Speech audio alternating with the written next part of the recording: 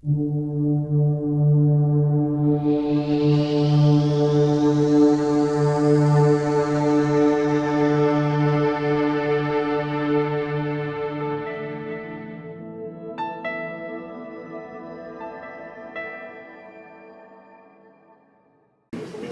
tardes y bienvenidos a esta actividad que organiza la Asociación de Vecinos de Segunda Guada, y bienvenido, por supuesto, a nuestro amigo y conferenciante Julio Molina Font. Yo conocí a Julio Molina de una de las mejores maneras que se puede conocer, que es a través de un libro. En mis clases de Geografía e Historia tuve que hablar de los molinos de marea, esas ruinas que vemos yendo para San Fernando, a la carretera a la izquierda. Vemos unas piedras muy antiguas. La primera es el molino del Arrierillo, el Santibáñez, y una especie de depósitos de municiones que también hay cerca de ese molino, y eso me interesó como profesor, y tuve que caer de bruces con el libro de Julio Molina, porque es un libro difícil de superar y un libro necesario para cualquiera que quiera saber algo sobre esa bahía que agoniza o que casi está muerta, como son los molinos de marea de la bahía de Cádiz. Para mí hay dos libros fundamentales de la bahía de Cádiz, de esa bahía que desgraciadamente está desapareciendo sin que las instituciones hagan nada por su derribo, que son el libro de Julio Molina Font, los molinos de marea de la bahía de Cádiz, y el libro de Juan Manuel Suárez Japón, La casa salinera de Cádiz. Son dos libros clave para conocer la historia, una historia de hace prácticamente de 400 años para acá, más o menos. Julio Molina nace en Cádiz, en el mejor sitio posible para otear la ciudad, que es junto a la Torre Tavira, en la calle Marqués del Real Tesoro número 8. Primero izquierda. Ahí tiene usted su casa. Sí. Él cursó estudios de perito industrial que no llegó a concluir. Parece que el servicio militar, cuando era obligatorio, se le cruzó por el camino. Es diplomado en enfermería. Tengo entendido que llegó a aprobar hasta 3 oposiciones en sanidad, y también es licenciado en Derecho, es abogado. Ha pertenecido al Cuerpo Superior de Administradores Generales de la Junta de Andalucía, ostentando el cargo de asesor del Servicio de Salud Pública de la Delegación Provincial de Salud de Cádiz. Al parecer también es un buen dibujante, sobre todo de caricaturas. Tiene cuadros además pintados por él. Es socio de mérito y vocal de la Junta Directiva del Ateneo Literario, Artístico y Científico de Cádiz, y socio de ACEN, que es la Asociación para la Conservación y Estudio de los Molinos. Es un prolífico autor, en pocos años tiene ya 11 libros publicados. Su pasión es Cádiz, está clarísimo. Investigador incansable y conferenciante, y por esos 3 motivos está hoy aquí con nosotros. Dice la mitología griega que había un río en el Hades llamado Leteo, o también el río del olvido. Quien bebía de él, de sus aguas, perdía la memoria. Afortunadamente tenemos en Cádiz el río contrario, el río Nemósine, que nos ayuda a recuperar la memoria colectiva y recordar casi todo. Ese antídoto contra el olvido son los libros de Julio Molina Font. Qué bonito. Ha publicado en total 11 libros, 12 libros, que no para. Yo tenía 11 ayer y hoy me dice que son 12, ¿no? Así que es prolífico.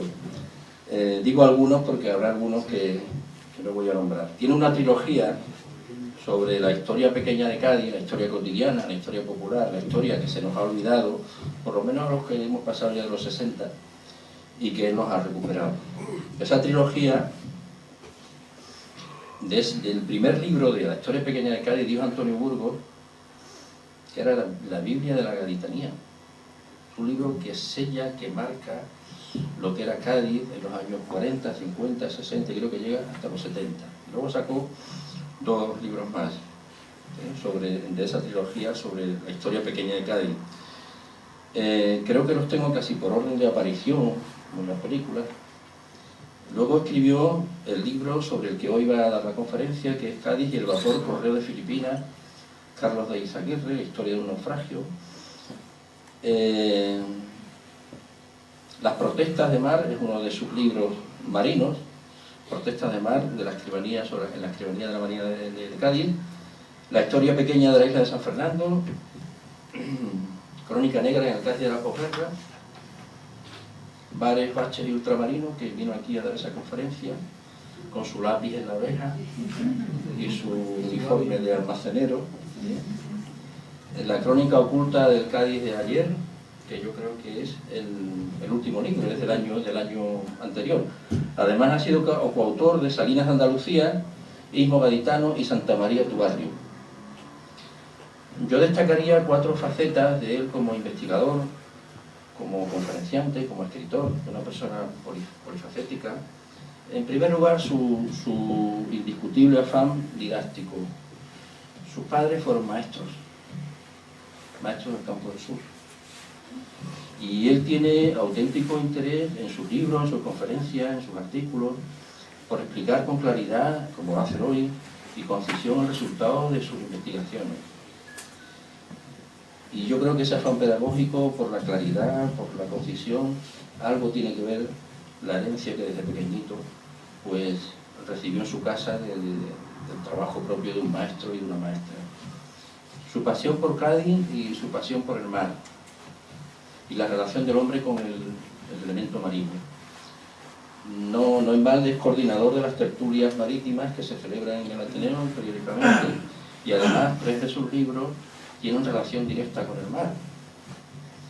En tercer lugar, algo que me ha sorprendido mucho, es la versatilidad. Es decir, cuando Julio se pone a investigar y va buscando un determinado tema, se encuentra con otros. No desprecia nada que crea que le interese luego al lector. Y a partir de ahí aparece otro libro. Tendrá unos cuantos en el la nevera, ¿no? Lo mismo nos habla de los chicucos que del tiempo en el que se criaban los pollos en la azotea. También nos habla de las sinfonolas que había en los bares esos de luces coloradas, ¿verdad? Los bares de Alterne, o del menú que se sirvió en el Carlos de Izaguirre el 19 de marzo de 1912, de la que quiso matar al marido o lo mató con raspaduras de hueso de muerto, que de la media alimenta del paipay o de las mayores de Montpellier, de casi todo. Y por último, la escrupulosidad en la investigación, no solo por las fuentes documentales que consulta, archivos públicos y privados, museos, bibliotecas, hemerotecas, sumarios, fotos documentales e incluso testimonios orales de auténticos protagonistas de los hechos que él narra, sino también por el afán de comenzar lo que él estudia desde los orígenes. Yo creo que la profesión sanitaria me parece que tiende a esto: no se cura una enfermedad si uno no va a la raíz y a los orígenes de la dolencia, ¿no? Así, para hablar de nuestros molinos de marea, empieza a hablar por Bizancio, o para hablar de la prostitución en Cádiz nos lleva hasta Caldea, y por los orígenes. Hoy viene a hablar Julio de la historia de un naufragio, del naufragio del vapor correo Carlos de Izaguirre, que cubría la ruta Barcelona-Manila y creo que tenía escala en Cádiz. La aparición de ese libro despertó muchísimo interés no solo en Cádiz, y fue noticia en periódicos de tirada nacional como El Mundo, por ejemplo. Supuso un trabajo exhaustivo en fuentes documentales e incluso pudo contar con testimonios directos derivados de aquellos que pudieron sobrevivir, que fueron muy pocos, a ese naufragio. Sin más preámbulo, le cedo la palabra al notario de nuestras costumbres, a Julio Molina Font.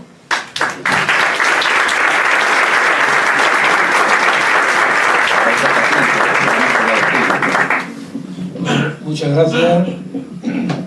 Ante todo, dar las gracias a la Asociación de la Segunda Guada por la repetición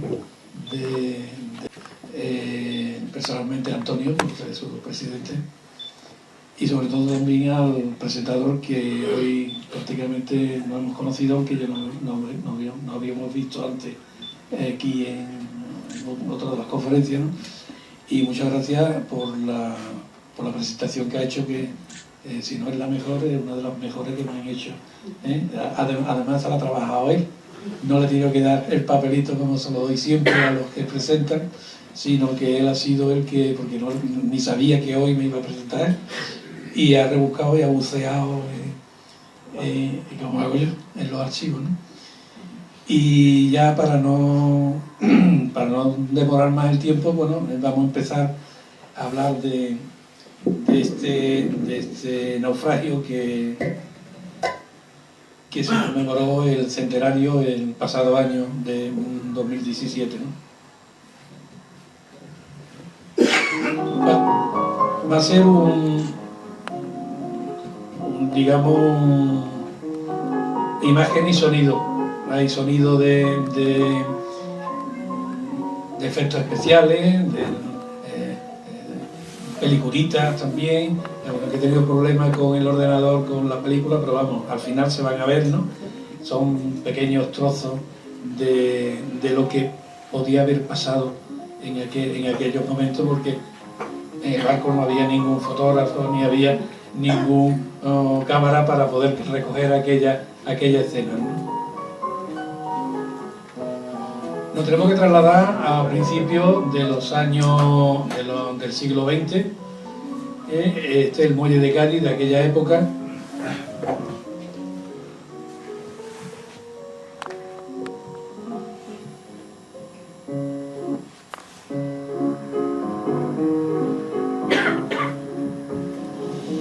Y vamos a hablar efectivamente de un vapor correo que hacía la ruta de Filipinas, la línea de Filipinas.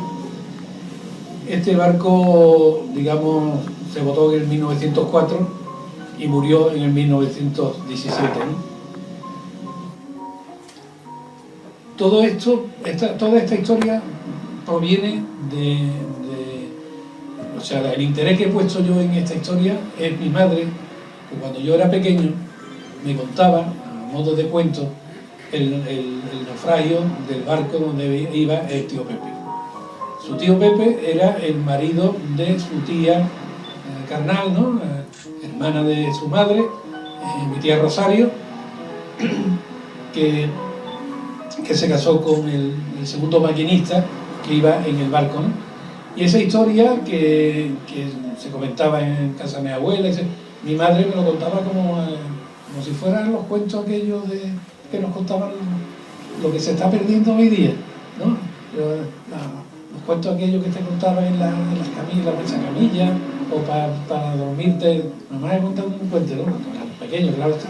Entonces ella me contaba esto, que el tío Pepe, pues, que se había salvado, pero que por avisar al primer maquinista, que era su amigo, pues bajó otra vez a llamarlo y ya no subió, pero que lo vieron en la cubierta, que podía haberse salvado.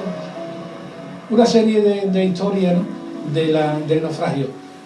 Y yo recordaba que en casa de mi abuela había un cuadro que era con una lámina de una revista de los maquinistas de Cádiz, que le hicieron en el centro de la revista iba una doble hoja con la fotografía de los maquinistas del barco, y explicaba un poquito el homenaje más o menos a sus compañeros.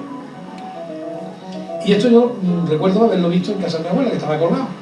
Pero claro, cuando mi abuela murió, en la casa, bueno, se deshizo todo, como pasa en la familia, y yo ya esto lo había olvidado.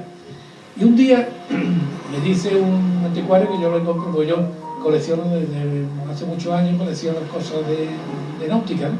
De instrumentos náuticos y cosas de barco, ¿no?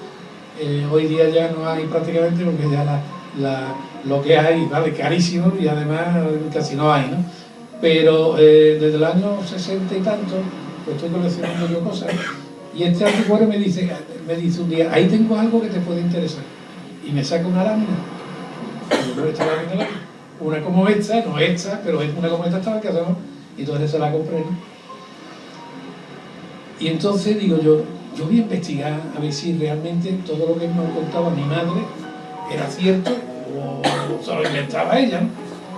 Y tuve la gran suerte, porque esto dice que la suerte hay que buscarla, ¿no? Pero de verdad me encontré toda la documentación del barco, me la encontré aquí en Cádiz. No tuve que, bueno, en Barcelona también había cosas, en el Museo Marítimo de Barcelona, pero prácticamente lo que eran las carpetas de lo que fue el naufragio, todo estaba aquí en Cádiz, y está.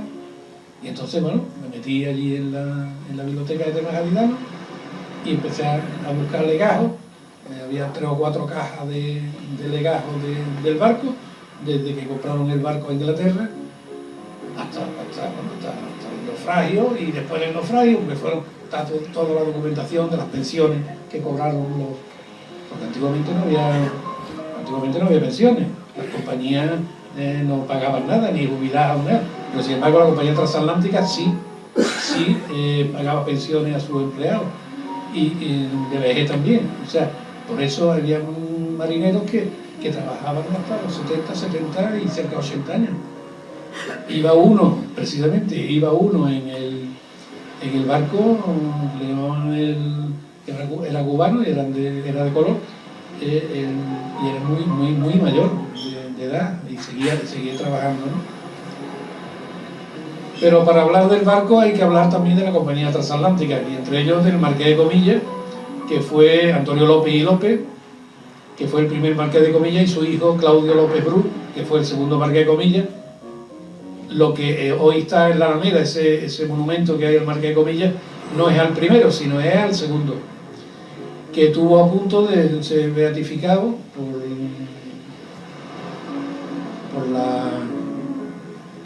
la forma suya de ser con los pobres, y hubo problemas a cuenta del cuñado, que fue el que hizo todo lo posible por sacar un panfleto de que el Marqués de Comillas era negrero y cosas de estas, y eso es totalmente falso. Ha pasado la historia como si fuera el dinero que le ha hecho el Marqués de Comillas era con los negros, al ser negrero, y efectivamente no era así.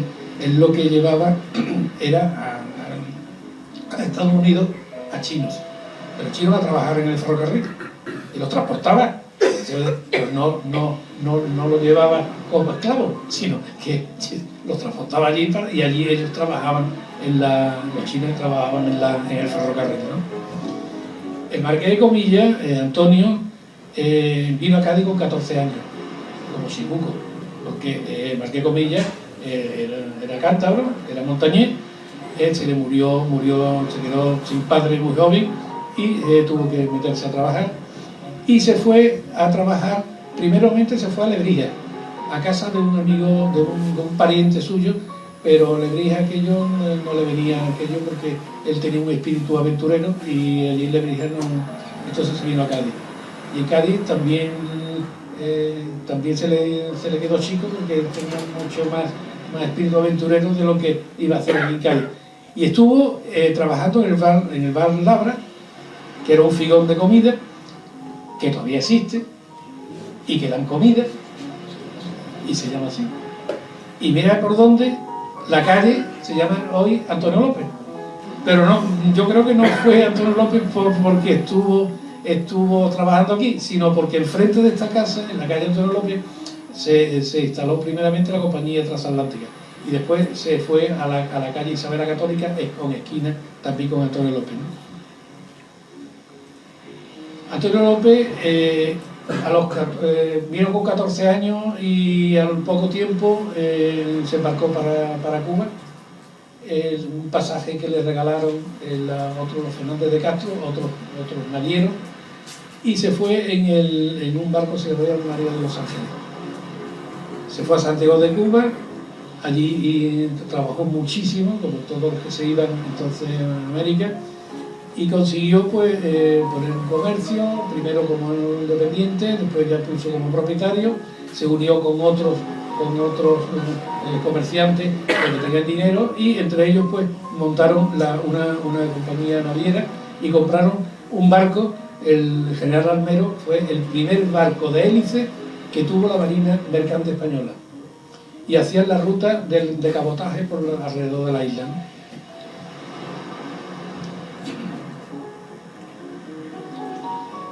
Después ya se vino a Cádiz, se vino a España, porque entonces estaba el ferrocarril ya en funcionamiento y él, que tenía una vista, digamos, de mucho futuro, sabía que los ferrocarriles iban a dar mucho dinero, ¿no? Y montó una línea de naviera a Marsella, de Alicante a Marsella, porque sabía que los ferrocarriles llegaban a Alicante, de Alicante con barco podían llegar hasta Marsella todo el comercio, ¿no? Y en el año 1881 primero fue la compañía Antonio López y compañía, y después fue la compañía transatlántica que se instaló en Barcelona en el año 1881, ¿no? En el año 1864 consigue por un servicio con Filipinas, y en el 1910 se renueva este contrato, pero especificaba el contrato para llevar el correo, especificaba las características que tenía que tener los barcos. Tenía que tener doble fondo, tenía que ser de chapa, tenía que ser con doble caldera, una serie de telegrafía sin hilo, cámara frigorífica, una serie de que aquí no tenía el barco para esos requisitos, ¿no? Y entonces pues los barcos los buscó en Inglaterra, como entonces se hacía, porque era el sitio donde se construían más barcos del mundo, y entabló un contacto con una compañía, la compañía del Congo, que tenía dos barcos, el Zunguero y el Landane, que lo tenía en la línea del Congo belga, ¿no? Quería comprar uno, pero le ofrecieron los dos por menos dinero, o sea, menos dinero, comprando dos le salían más baratos, ¿no?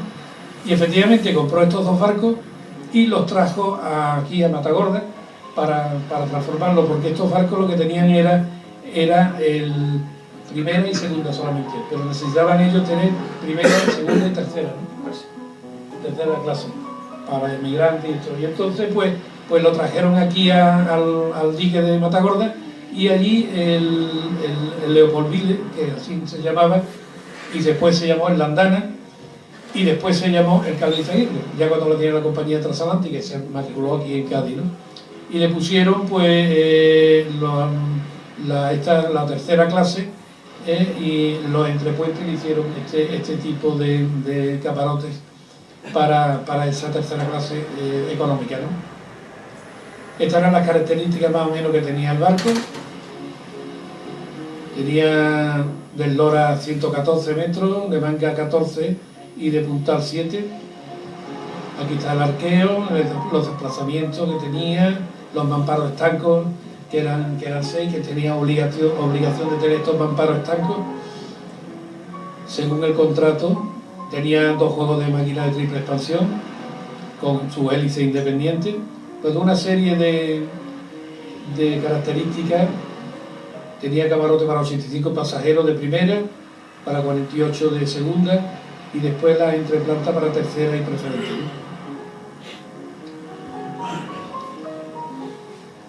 Estas son una serie de fotografías de la factoría de Matagorda, porque era de la transatlántica, ¿no? Matagorda era este astillero lo construyó el Marqués de Comillas. No sé si ustedes conocen el dique de Puerto Real, el dique antiguo, que es digno de ver, y sobre todo es digno de ver la capilla.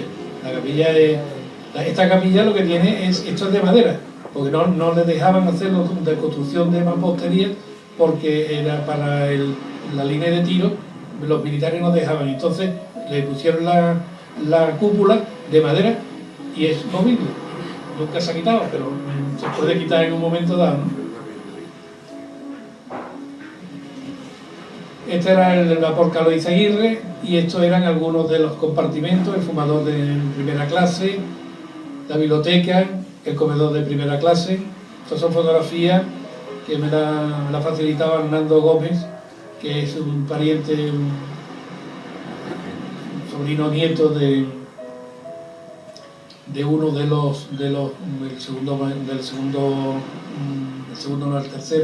tercer oficial de Puente. la ruta que hacía empezaba la normal, digamos, era Liverpool, Vigo, Cádiz, Alicante, Barcelona, Génova, Portside, Suez, Colombo, Singapur, Iloílo y Manila, porque iba por el canal de Suez. Pero cuando fue la Primera Guerra Mundial, el canal Suez, por culpa de cerrar el canal Suez, se hundió el barco, porque si no, no hubiera pasado por Ciudad del Cabo, ¿no? Entonces, al estar cerrado el canal de Suez, la línea empezaba en Barcelona, pasaba por Cádiz, Las Palmas, Ciudad del Cabo, Durban, Colombo, Singapur, Iloílo y Manila. En el año 1910 se compró el barco y en el 11 hizo el primer viaje allí a Manila, a Filipinas. Y este viaje, que fue, digamos, la inauguración de la línea, salió en el diario El Mercantil de allí de Filipinas, que se conserva también en el archivo, donde se puede ver la fiesta que hubo en el barco, el menú que se sirvió, la música que interpretó la banda americana, porque entonces ya estaban por allí los americanos. Y viene la Segunda Guerra Mundial, la Primera Guerra Mundial, con lo cual el canal de Suez pues se cierra y el tráfico pues tiene que dar la vuelta a África entero para venir, ¿no? Uno de ellos era el gemelo de Izaguirre. Después del naufragio tardó casi 3 meses para venir desde Filipinas a Cádiz, porque se quedó digamos, en muchos puertos quedó retenido a cuenta de la guerra, ¿no? ¿Qué pasa? Que se prepara ya, por como tiene que volver otra vez por el Cabo de Buena Esperanza, preparan al barco para llevar suficiente carbón para poder llegar hasta Filipinas, por si acaso en algún puerto inglés no le suministran el carboneo. Entonces, ¿qué ocurre? Que en la bodega, parte de la bodega la aprovechan para carbón, y ponen para separar la bodega de la carbonera, ponen unas rejas de madera, un enrejado de madera, que fíjate, lo que sirvió después es un trozo de ese enrejado que le salvó la vida a uno de los náufragos. Ahora se lo contaremos, ¿no? Y el Izaguirre, pues, con rumbo a Filipinas, zarpa la bahía, porque entonces normalmente fondeaban en bahía los barcos, no en el cantil del muelle como ahora, el 27 de abril de 1917, y llega a Las Palmas el día 30. Carbonea, deja pasajeros, algunos que se quedan en Canarias, que venían de Barcelona, y recoge a otros pasajeros. En Cádiz también cogió bastantes pasajeros, y también cogió al contramaestre, cogió también al sobrecargo. El sobrecargo que tenía por un follón que hubo en el viaje anterior con una compañía de teatro, una compañía de varieté, hubo un problemilla de falda, y lo dejaron aquí en tierra, en la bendita hora de que se hubiera muerto, hubiera desaparecido en el naufragio, y él le salvó la falda, le salvó. Era hijo del capitán de dique de Puerto Real, ¿no?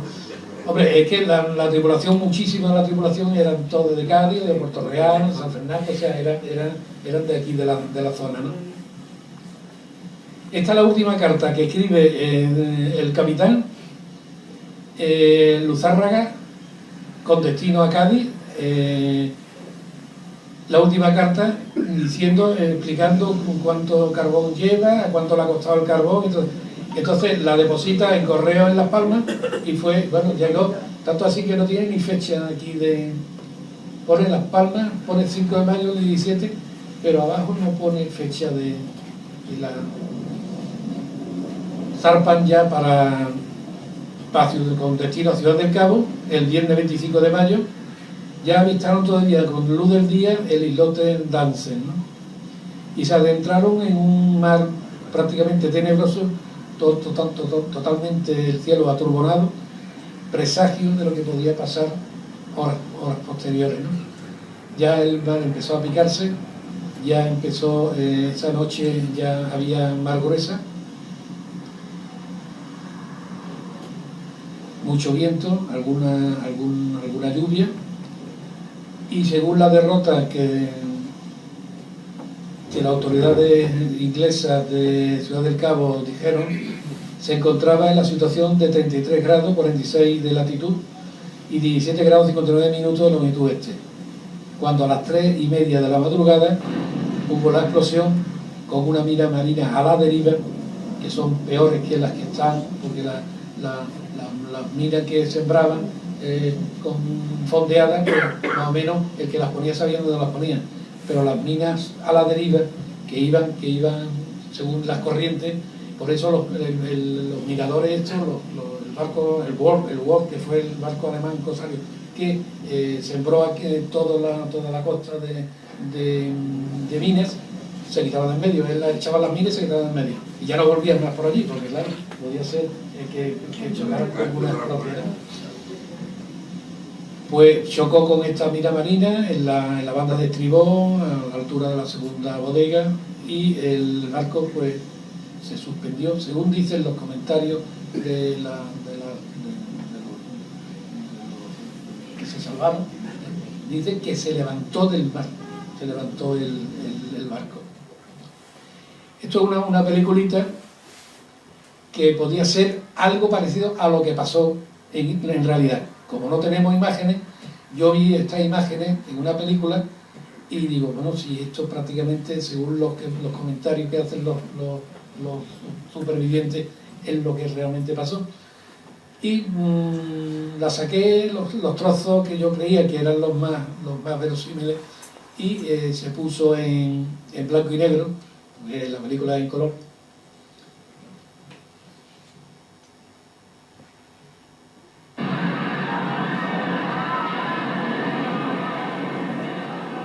Se rompió el hospital del compadre Gobernal y del cuarto de derrota e invadió el ambiente un polvo negro que cubrió los rostros de los que se encontraban en el puente, imposibilitando la respiración y visión mientras el aire se saturaba de un fuerte olor a azufre. El capitán Zárraga desde el primer momento tomó conocimiento de la gravedad de la situación y que el buque no resistiría mucho tiempo a flote a causa de la gran herida de muerte que se había producido en el casco del buque, y que sin duda fue provocada por una mina marina dejada por algún buque minador beligerante en la contienda mundial. El capitán Zárraga, viendo la situación límite a la que estaba abocado el buque, ordenó muy serenamente que todos los pasajeros se dirigieran a los botes y a la tripulación que se dirigieran a ellos y fueran arriados. Se atendió en colocar a las mujeres y niños en los dos botes de popa, emplazamiento más distante al lugar de la explosión. En la cubierta reinaba el desconcierto propio a la situación que se estaba viviendo. Las escenas que se desarrollaron solo pensarlas por rutina y experiencia. La mayoría de los botes no tenían personal que los descolgara de los pescantes, y los que lo tenían no conjuraban la situación, ya que no aceptaba a nadie a desenmascararlo. El buque se partió en dos por el lugar donde se produjo la explosión, sumergiéndose con rapidez, quedando la popa y la proa en alto. Los supervivientes calcularon que desde el momento de la explosión hasta que el buque se hundió, transcurrieron unos 5 minutos, apagándose la luz casi al minuto de sonar la explosión. Imagínense la situación esa, que en los 5 minutos estaba hundido ya el barco, y al minuto se apagó la luz, de noche. La gente estaban dormida, y los botes, solamente un bote fue el que pudieron echar al agua, pues los demás no podían, y habían hecho a la salida de Canarias, hicieron un simulacro de abandono del buque, pero no sirvió para nada porque en ese momento, además, los botes pegaban contra el costado por la mala mar que había, ¿no? Y uno de ellos, bueno, pues, como ya he comentado, uno de los pescadores se saltó antes que el otro, y entonces se quedó colgando el bote, cayendo todo los que iban abajo, ¿no? rápidamente el telegrafista empezó a emitir la llamada de socorro. Ahora es una recreación de la llamada de socorro que realmente sería exactamente igual, porque las llamadas eran de un protocolo. Era primero la llamada del SOS, después la llamada general, después las siglas del barco y después la situación, ¿no?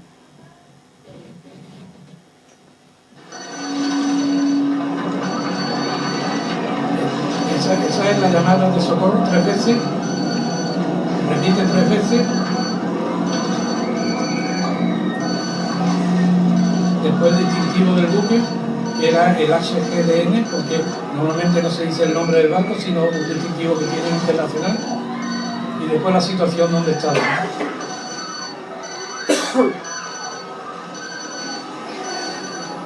Esta señal, igual que esta, sería transmitida y fue captada en el puerto de Ciudad del Cabo. Lo que pasa es que la situación que dicen las autoridades parece que como estaban en guerra, parece que la información que dieron no era la muy correcta, ¿no? Por eso hay problemas para localizar, porque hay un estudio para localizar el barco de la Universidad de Ciudad del Cabo. Entonces yo he mandado planos, he mandado fotografías, y lo que pasa es que, claro, eso vale mucho dinero, y el Izaguirre no llevaba oro, llevaban botellas de vino de Jerez, y eso no solamente era a mí me encantaría que se localizara el buque y sacaran algunos objetos de allí. Como dije, solo pasaron 5 minutos desde la explosión al hundimiento, ¿no? Después de todo el ruido de la explosión, de la campana de llamada, de todo esto, fue un silencio, digamos, sepulcral totalmente. Ya no se escuchaba nada, solo se escuchaba los remos que llevaban las barcas, el bote de salvavidas, y sobre todo también uno de ellos que se salvó, que estaba en el agua, que no se había subido al bote al principio, sino fue en la oscuridad, escuchaba los remos y escuchaba rezar. Y por la orientación que le venía el sonido, fue acercándose e intentó subirse al bote. Lo que pasa es que los que estaban en el bote dicen que no se cabía.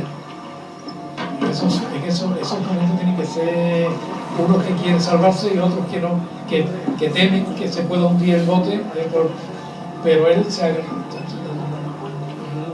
agarró uno de los remos y no lo soltó hasta que no estuvo arriba, no lo soltó, ¿no?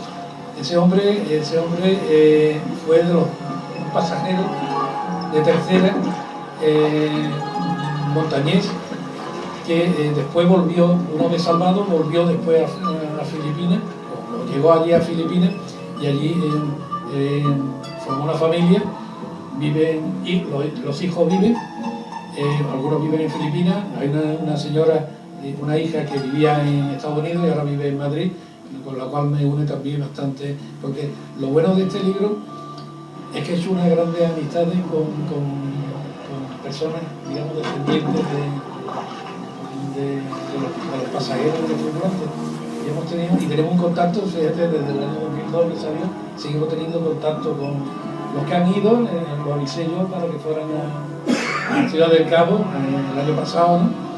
Y me une una gran amistad con ellos, tanto así que los de Filipinas me invitaron a ir a Filipinas, con todos los gastos pagados. Yo no fui, porque estaba muy lejos, pequeño. Pero ellos dicen que estuvieron buscando durante muchos años la historia del barco y no lo encontraban por ningún lado. Y que una vez, porque ellos buscaban como no Carlos Izaguirre, sino Cabo Izaguirre, claro, no sabía. Porque como había barcos en Cádiz, o sea, en España, que se llamaban el Cabo de tal, el Cabo de cual, lo buscaban como Cabo y realmente no era así. Bueno, ellos estuvieron bogando toda la noche, ya el viento ya se calmó, pudieron embargar una de las velas del bote, y al amanecer un remolcador que había salido en busca de los náufragos, pues, los encontró y los remolcó hasta el puerto de... Porque primeramente, desde que salieron del lugar del naufragio, ellos vieron unos faros, creyeron que era la costa ya, pero cuando nos encontraron no era la costa, era la isla Robben, donde estuvo preso Mandela muchísimos años, y aquellos no podían llegar a la costa por el oleaje que había y porque aquella isla es muy rocosa con acantilados, precisamente por eso estaba allí la cárcel, ¿no? Esta es la carta marina, digamos, que la saqué, era una fotografía de una carta que hay en el Instituto Geográfico para ver la situación. Esta es la isla Robben, esta es Ciudad del Cabo, y la derrota que traía el barco era esta, y más o menos a esta altura, a unas 25 millas de Ciudad del Cabo, fue cuando fue la explosión del barco, ¿no? Empezaron a transmitir, digamos, la señal, y el bote se dirigió a la isla Robben creyendo que era ya la costa firme. Sin embargo, vieron que no podían allí desembarcar y entonces se dirigieron ya hacia la Ciudad del Cabo por las luces de la ciudad, ¿no? Pero había un tripulante llamado Alejandro Fernández, que era maquinista también, que era hijo del contramaestre del dique, que ayudó a poner el bote en el agua, pero no pudo meterse en el bote, con lo cual se quedó en el barco. Pero cuando se vio que el agua ya le llegaba por los tobillos, allí esto se hunde, y entonces con un salvavidas se tiró al mar, e intentando alejarse lo más posible del barco, porque ya saben que al hundirse el barco, el remolino que hace lo puede chupar también. Y estuvo 36 horas en el mar. A las 2 horas de estar en el mar, encontró lo que dije antes, una reja, digamos, de madera, que era la que separaba la carbonera de la bodega. Un trozo de aquello, y allí se subió y con el salvavidas, y allí estuvo, pues, eso fue el sábado, ¿no? Del viernes al sábado, a las 3 de la mañana del sábado. Tuvo toda esa noche, tuvo todo el sábado, tuvo toda la noche del sábado hasta las 12 de la mañana del domingo. Ella estaba desesperada, no tenía agua, con el pañuelo se lo ponía en la boca para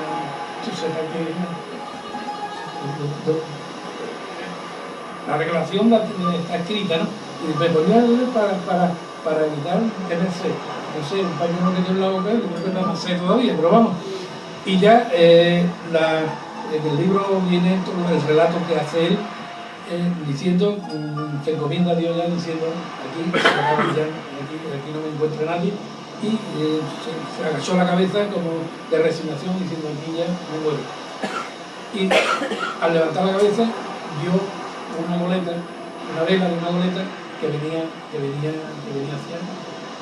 Y aquello fue, imagínate. Entonces, cuando lo llevaron a Ciudad del Cabo nuevamente, ya estaban allí los tripulantes, y cuando vieron que se había salvado otro, dijeron, pues a lo mejor hay más gente. Entonces salieron otros barcos a buscarlo, pero ya no encontraron a nadie. No encontraron ni a nadie, y solamente los cadáveres, fueron 8 cadáveres de todos los 100 y pico, 134 que murieron, solamente encontraron 8 cadáveres. 7 allí en una playa de cerca de Ciudad del Cabo, y otro cadáver que ya había dado la vuelta por el Cabo de Buena Esperanza y había aparecido en otra playa bastante lejos de muchos tiburones.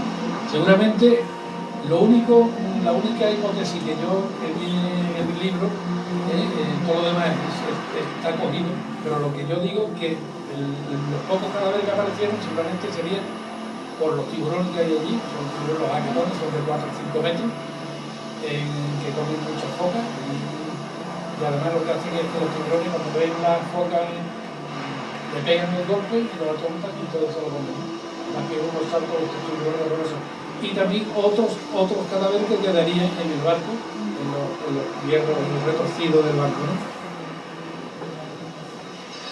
Esta es Ciudad del Cabo, visto desde arriba.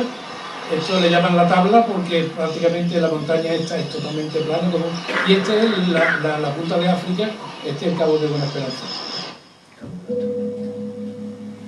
Y este es el modelo de mina marina a la deriva que se utilizó el corsario alemán Wolf en el Atlántico Sur y también en el Océano Índico en la Primera Guerra Mundial. En la Segunda Guerra Mundial hubo otro barco exactamente parecido, el Atlantic, también alemán, corsario, y también hizo exactamente lo mismo. Sembró de minas todo lo que es Ciudad del Cabo, la ciudad, Durban y Colombo, en Ceilán, en Sri Lanka actual, ¿no? Lo que pasa es que este se salvó, pero el Atlantic, un destructor inglés, se lo cargó. Encontré mucho de esto, lo encontré en un libro en francés, en una librería que pusieron en Cádiz de segunda mano, que desapareció muy pronto, y encontré un libro de la Primera Guerra Mundial, escrito en francés, escrito por el almirante alemán, y me sirvió mucho para documentar esto. Igual que ver, sin comerlo ni beberlo, en un sitio va y coge un libro y encuentra lo inesperadamente, totalmente inesperado. Este es lo que digo yo, que los tiburones posiblemente fueron los que tuvieron la culpa de que no aparecieran tantos cadáveres.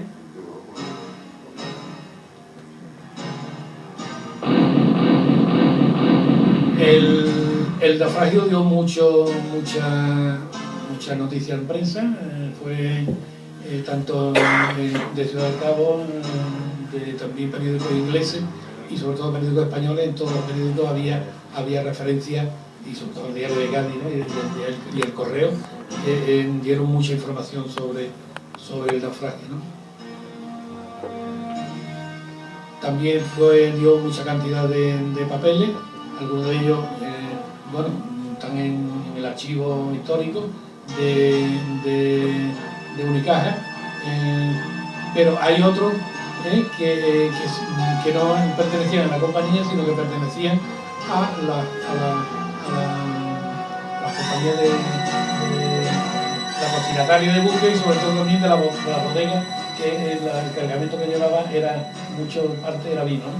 Entonces esas bodegas, cuando desaparecieron, vendieron el archivo suyo, y lo compró un anticuario, y fue Guillermo Pascual, y él me llamó un día, me dice: mira, yo he comprado tu libro, yo no te conozco a ti, pero yo sé que tú has trabajado mucho de esto y tengo mucha documentación que quiero regalarte. Y me regaló un montón de papeles, sobre todo el reconocimiento de embarque del barco, ¿no? Y yo se lo agradecí mucho, pero imagínate, nadie tuvo el detalle de regalármelo, ¿no? Una vez que ya se conoció la noticia en Cádiz, como siempre, el Nazareno fue el primero, la Cofradía de fue el primero que le dedicó una honra fúnebre a las víctimas, como en todos los naufragios que había que había gente de Cádiz, siempre el Nazareno era el primero el que daba la exequia, ¿no?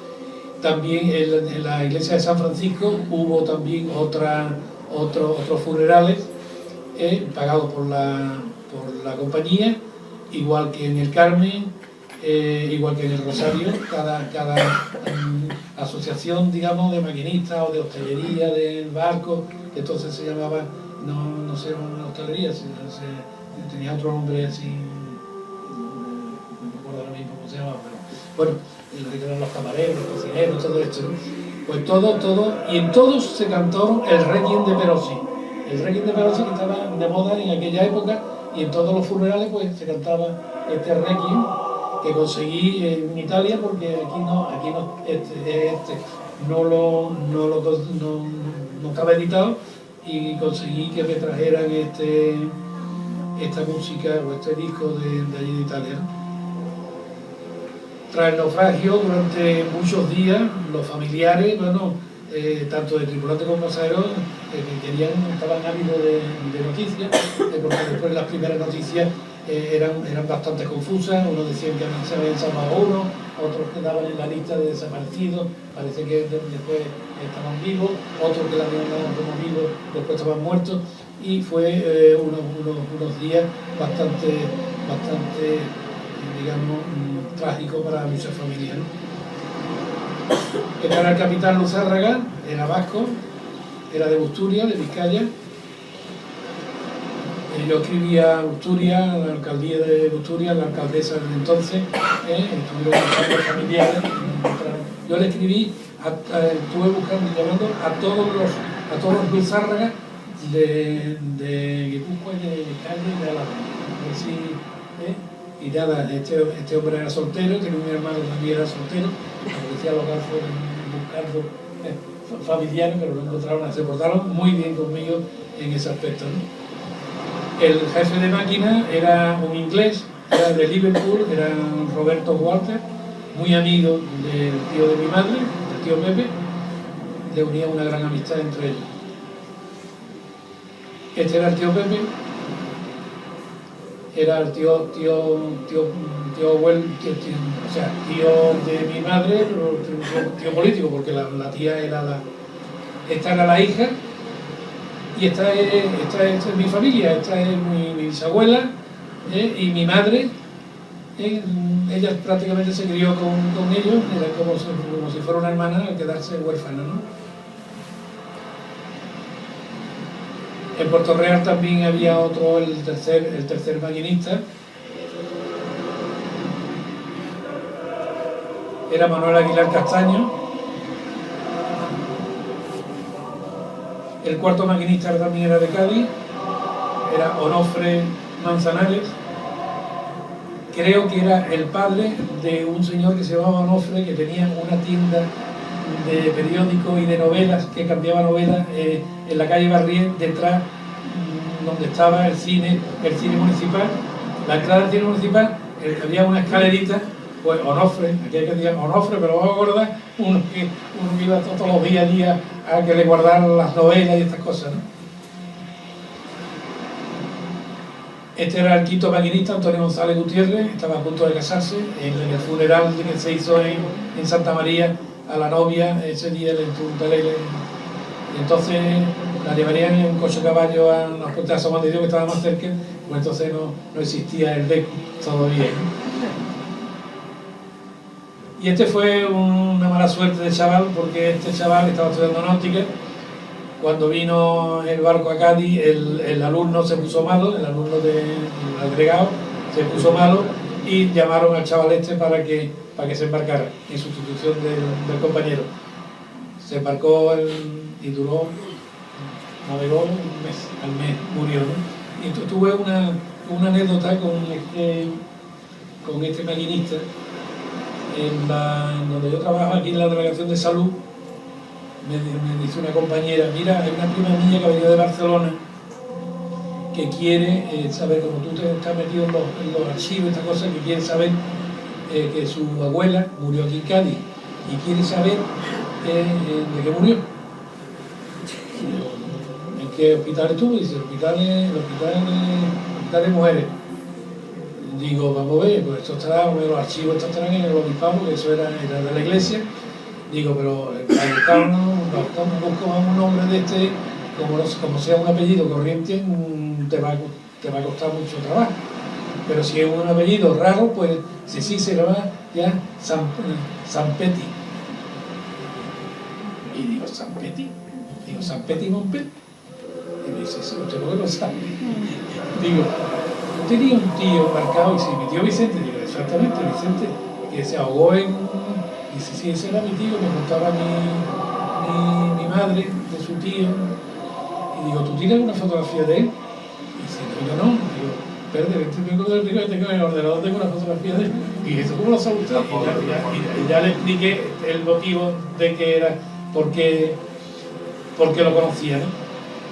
Otro familiar también que vino a la presentación del libro, ¿no?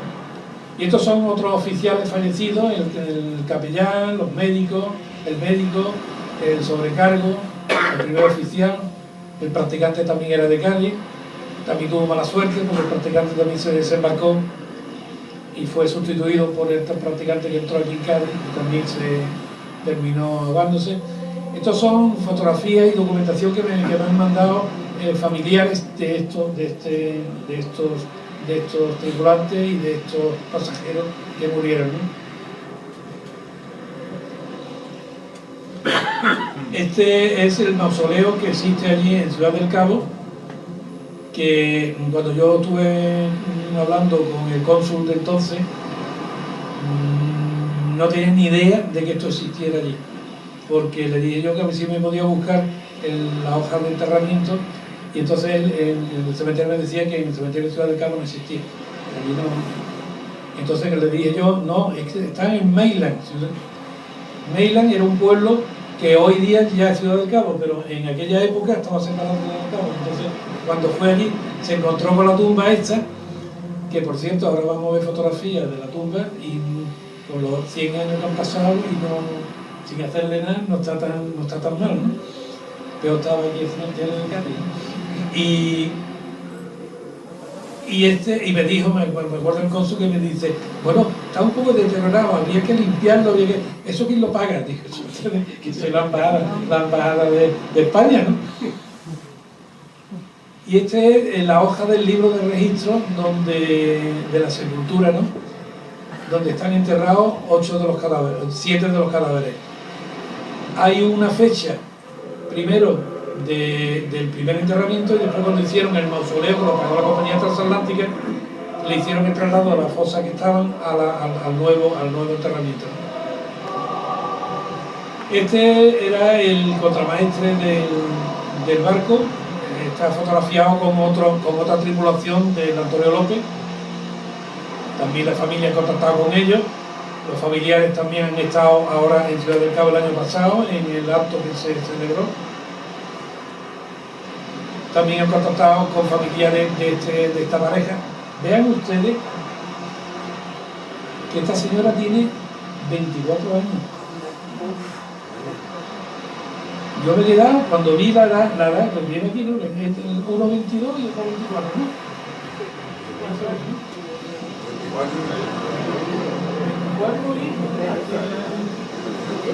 Y aquí no se ve, 31. Fíjate la edad que esta señora, es una señora muy mayor, ¿no? Esto es una fotografía del marido aquí en Filipinas. Se vino a casarse, se casaron, se fueron de viaje de novio, y entre ellos estuvieron en Granada, estuvieron en Sevilla. En Granada se hicieron estas fotografías muy típicas de aquella época. Estuvieron en Sevilla y vinieron a Cádiz a embarcarse. Y encontraron la muerte, el matrimonio. Verán ustedes la lista de pasajeros, como hay las familias enteras, el marido, la mujer, tres hijos, otro con 2 hijos. Este Fermín Andrés, esto es una historia, esto es otra historia de la historia principal. El nieto de este señor, tenemos una amistad magnífica, vive en Burdeos, y ha venido a verme, y le he enseñado toda la documentación. Y entre toda la familia cogieron dinero para el viaje, para ir a recoger una finca que había allí en Filipinas, en una isla de Filipinas, que era muy rica, ¿no? Y entonces él se embarcó en representación de toda la familia y se perdió. Pero en la familia quedó siempre una duda de si este se había quitado del medio o no, o realmente se había ahogado. Y esa duda, cuando yo hablé ya con el nieto y esto, no me lo dijo claramente, pero casi se sospechaba de que se había ido por tabaco y no lo vio, ¿no? Y cuando vino a Cádiz, lo llevé yo al archivo, le saqué, y aquello fue de verdad emocionante. Cuando él abrió aquello, los legajos, y vio la documentación, y vio que estaba su abuelo allí, aquello se quedó pensativo allí, se le saltaron las lágrimas, vamos, fue una cosa, para que vean que todo detrás de cada uno de estos hay una historia. Por eso yo le llamaba esto las historias encadenadas, porque es que detrás de cada familia hay una historia. Aparte que se puede hacer hasta una novela, ¿no? Este uno de los pasajeros que se salvó. Yo contacté con esta familia, primero contacté con este que está aquí, de niño, esto es de años 70 y tantos, se hizo la foto, me localizó él, yo lo localicé, él me localizó a mí, este vive en Estados Unidos, y es hijo de este señor que actualmente, bueno, no sé si era el gobernador de una provincia de allí de Filipinas. Lo que pasa es que ahora tenía problemas porque, no sé, como era de origen español, pues parece que había algunos problemillas. Sin embargo, la mujer era alcaldesa de una de las ciudades de allí, que esta chica que se ve aquí, claro, que se ve muy, muy joven, ¿no? Ha estado también, esta familia también ha estado en Ciudad del Cabo con el centenario, ¿no? En una capilla de la Virgen del Carmen de Revilla de Camargo, en Santander, hubo, hasta el año 60 y tanto, hubo un salvavidas del Carlos Izaguirre que se lo trajo y como un exvoto, uno de los pasajeros del otro que se salvó, que era también de Santander. Pero en el año 60 y tanto hubo un incendio en la ermita y se quemó. Tanto así que en esta fotografía, que es reciente, se ve la parte, digamos, que han hecho nueva y se ha quedado solamente la parte antigua, la espadaña y la entrada, ¿no? Y con motivo del centenario, yo encargué de hacer que lo iba a traer hoy, la cosa que me hicieron, ¿dónde va con eso? Tan grande, Digo, pues si llueve. Y dice, no, bueno, lo lleva ahí cargado con él. Y es un salvavidas hecho ahora, pero con las características que me dice, mira, he intentado limpiar el salvavidas, pero digo, no lo vaya limpiando, que eso no es sucio, que eso es que me lo ha hecho uno que hace cosas de esto de carnaval y esas cosas. Lo ha envejecido precisamente para lo mismo. O sea, que no vaya a limpiarlo, que no es sucio.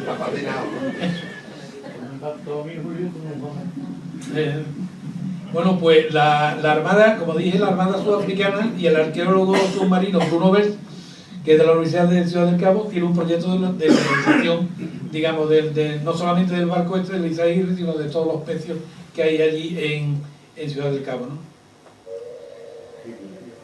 Espero que estos trabajos, este es el Titanic, este no es el barco, pues no está localizado todavía, y he aprovechado una fotografía del Titanic, ¿no?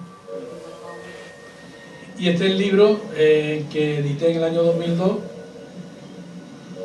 que se agotó muy rápido y se hizo una segunda edición, que quedaban muy pocos libros, tanto así que el servicio de publicaciones se puso en contacto conmigo por si me interesaba quedarme con los libros que quedaban allí, de saldo, pero con ocasión del centenario se han agotado totalmente. Sí. En 2007 se hizo la segunda edición. ¿Puedes subir? Esta es la oración, digamos, fúnebre de la Marina.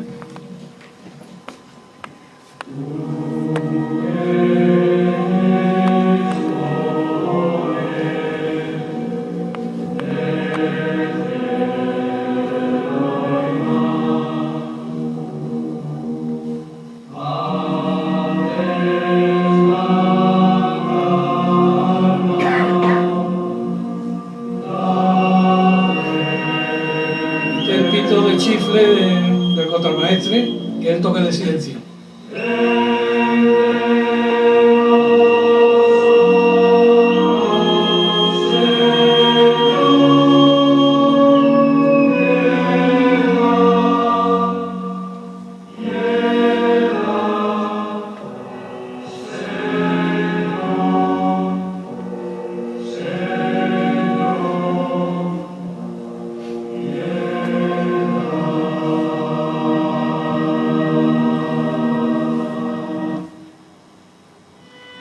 Y estos son todos los nombres de los tripulantes, tanto fallecidos como desaparecidos.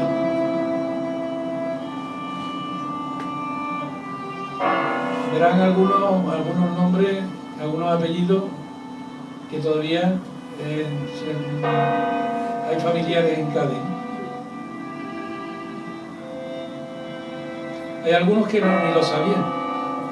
Y cuando yo se lo he comentado, dice, ah sí, ese era un tío mío que mi madre me contaba. Fíjate la cantidad de tripulantes que murieron.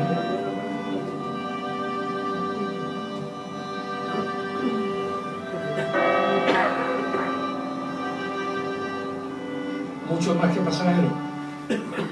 Y estos son los pasajeros fallecidos o desaparecidos. Verán ustedes algunos ahí que hay familias enteras.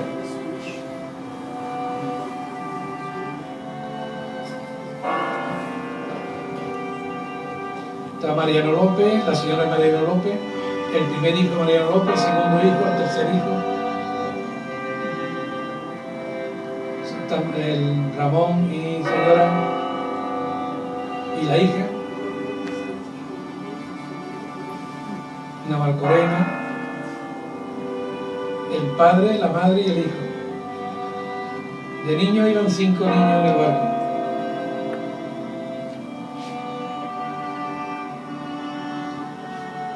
Algunos se salvaron porque se desembarcaron en Canarias y otros que entraron en Canarias tuvieron la desgracia de morir también.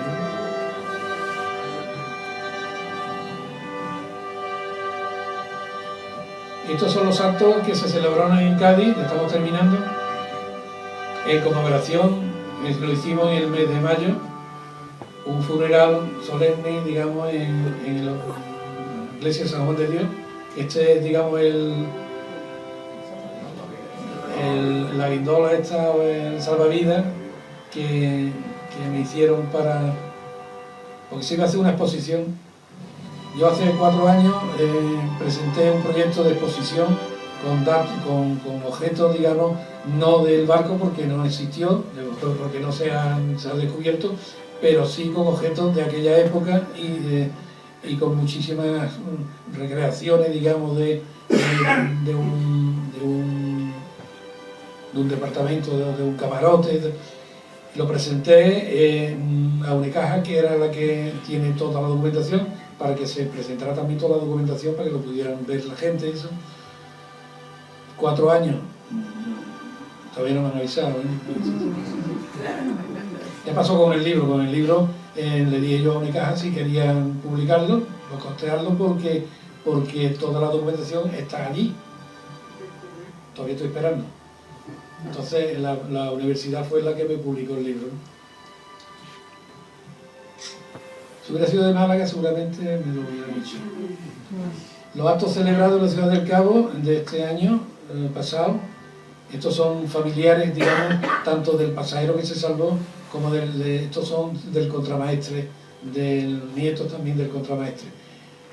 Vean que la han limpiado, y le han puesto una placa aquí porque todos los nombres de los que estaban enterrados, que estaban en letras de bronce, habían desaparecido ya, al peso. Pero vamos, al baratillo. Y esto también fue una salva que tiraron en el muelle, que pusieron también una placa. Ahora lo explica muy bien en un reportaje que hay tanto de Canal Sur como de Radio Nacional de España. El de Canal Sur sí tiene imágenes, pero el de ¿no? El de Canal Sur, que se emitió aquel día.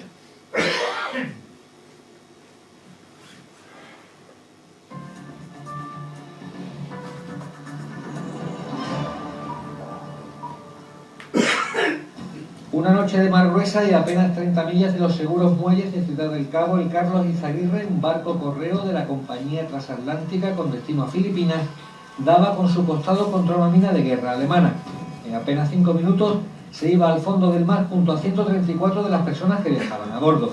Una tragedia que nos tocó muy de cerca, pues no eran pocos los gaditanos que formaban parte de su tripulación. Recogiendo esos manuscritos o esas declaraciones de los supervivientes, me ponía los pelos de punta, ¿no? Escuchando cómo fue el naufragio, porque una vez que explotó la mina, tardó 5 minutos en hundirse y al minuto se apagó la luz. Y además eran las 3:30 de la madrugada, o sea, aquello fue además con barbures arboladas, o sea, todo se reunió para que aquello fuera una tragedia, digamos, muy grande, ¿no?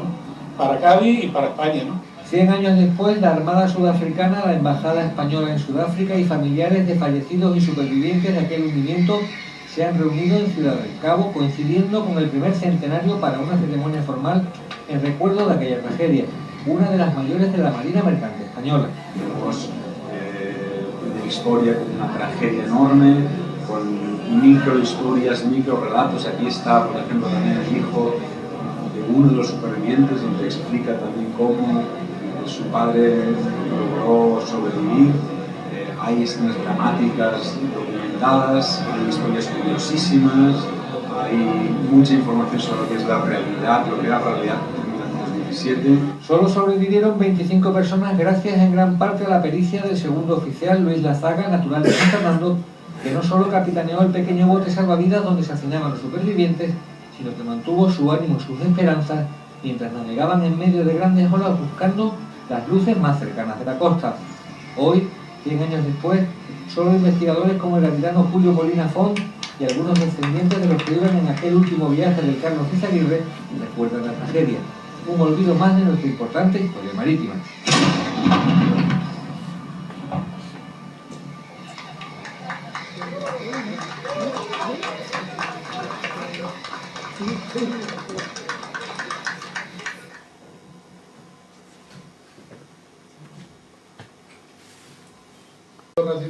Radio Nacional de España, a nivel, digamos, nacional, el día del centenario, ¿no?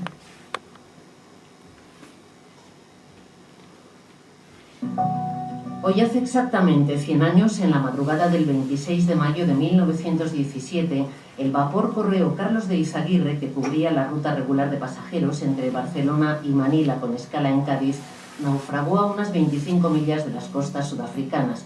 Eran los tiempos de la Primera Guerra Mundial y el buque chocó con una mina alemana a la deriva. Murieron 134 personas, casi todos los tripulantes y pasajeros que llevaba el buque. Solo hubo 25 supervivientes. Nicolás Caballero nos recuerda aquella tragedia. Es un buen reportaje, un montaje que hicieron.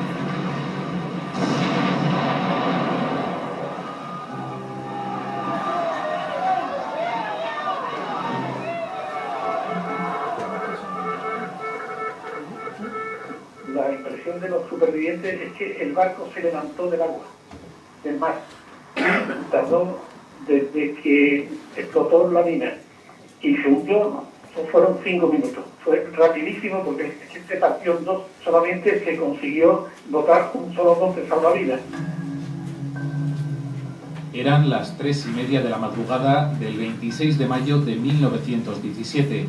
Pese a la mala mar, el vapor Carlos de Izaguirre se encontraba ya a apenas 25 millas de Ciudad del Cabo, muy cerca de Robben Island. En mitad de la Primera Guerra Mundial y con el canal de Suez totalmente bloqueado, bordeaba África para poder cubrir su ruta hasta Manila.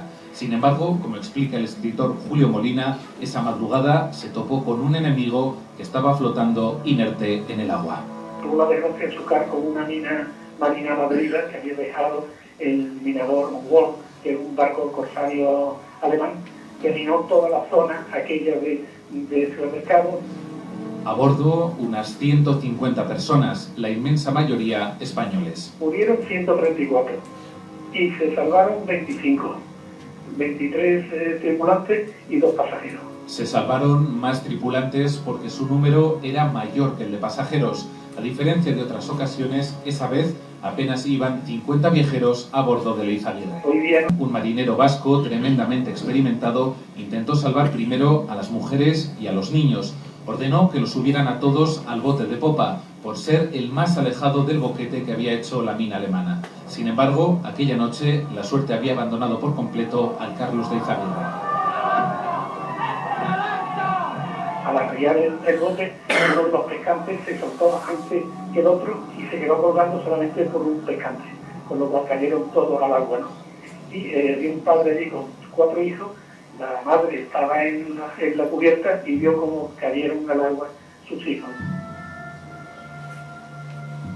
En medio del caos también hubo algunos actos de valentía, el del capitán, que se quedó hasta el final en el puente, o por ejemplo el del segundo maquinista, que ordenó a todos los carboneros y fogoneros que se subieran a los botes. Él, en cambio, regresó a la bodega para abrir las válvulas de las calderas y evitar que explotase el barco. Aquel hombre era el tío abuelo de Julio Molina, y la razón que le llevó a investigar y escribir luego su libro Historia de un naufragio. Siempre mi madre me contaba de niño que sí que se podía haber salvado porque lo vieron en cubierta, pero claro, él subió a cubierta a dar parte de cómo estaban las máquinas, pero él volvió otra vez cumpliendo su deber, ¿no?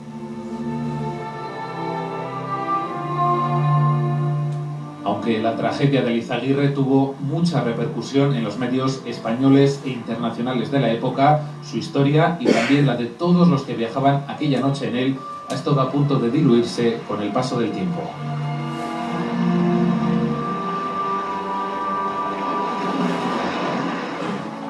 Cien años se cumplen hoy de esos dramáticos acontecimientos. Además de mantener vivo el recuerdo, la Embajada Española en Sudáfrica y nuestro Consulado General en Ciudad del Cabo han organizado para esta tarde una serie de actos conmemorativos en homenaje a las víctimas de Eizaguirre. Estamos en comunicación con el embajador Juan Ignacio Sell. Buenas tardes. Muy buenas tardes. Va a ser un día muy especial para ustedes hoy, ¿verdad? Así es, lo va a ser.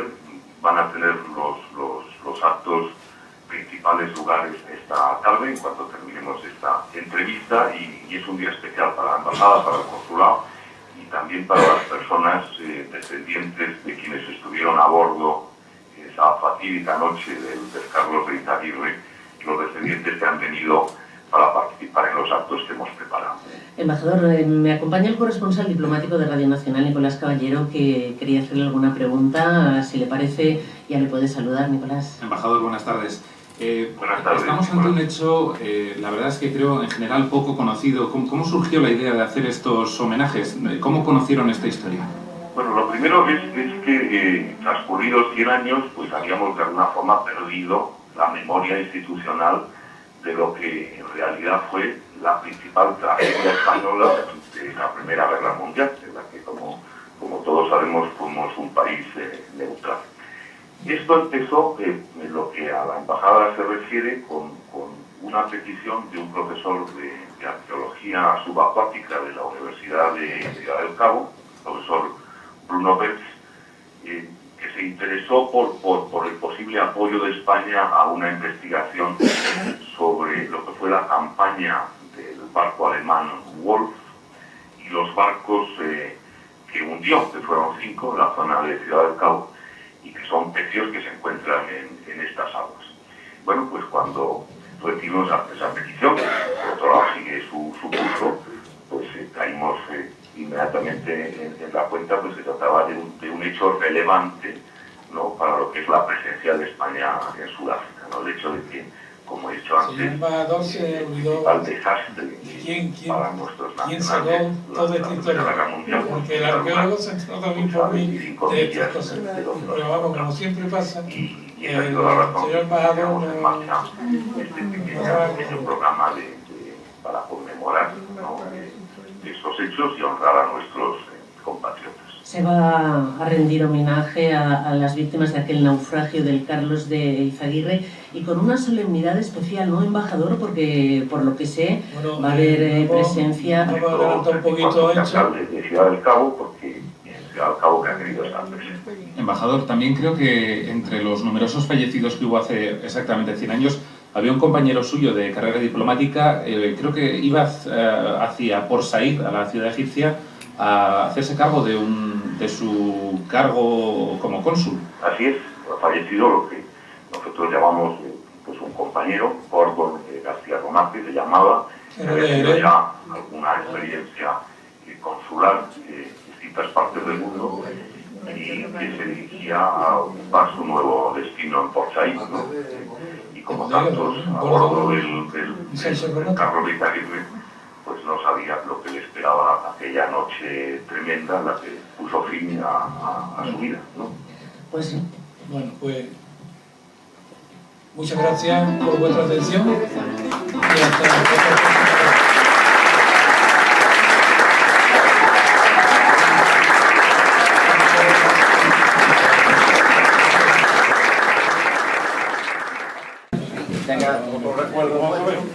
Gracias.